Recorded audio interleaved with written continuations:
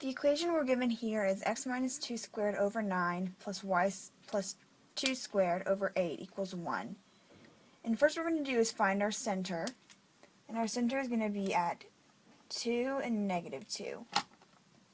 And to find out what type of shape this is, we're going to look at which variables are squared and if it's a plus or minus in between the variables. And since both of them are squared and it's a plus, it's going to be an ellipse. And so we can begin to graph this since we have our center, which is 2, negative 2. So there's our center. And by looking at this, since our A is below the X, it's going to be a horizontal ellipse. So our major axis is going to be parallel with the x-axis. So it's going to be y equals negative 2, since right here it's going to be along this line.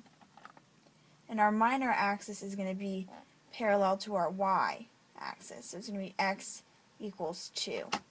Next we're going to find our vertices, and those are going to be the endpoints of our major axis. So we're going to manipulate our x-coordinate by adding and subtracting a 3. So we're going to have negative 1 and negative 2, and 5 and negative 2. We can go ahead and graph that.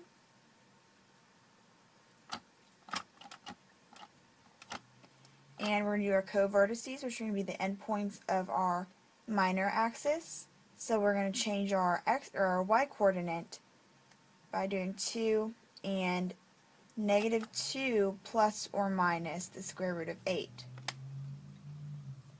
Lastly, we're going to use our focus, and the way to do that is c squared equals a squared minus b squared, and we're going to have 9 minus 8 and 1, and the square root of 1 equals 1. So since our focus is on our major axis, we're going to add and subtract a 1 from our x-coordinate. So now we can plot the rest of these points.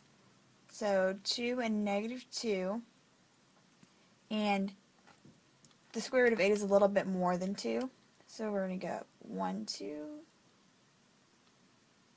right about there somewhere, and you draw it, and that is your graph.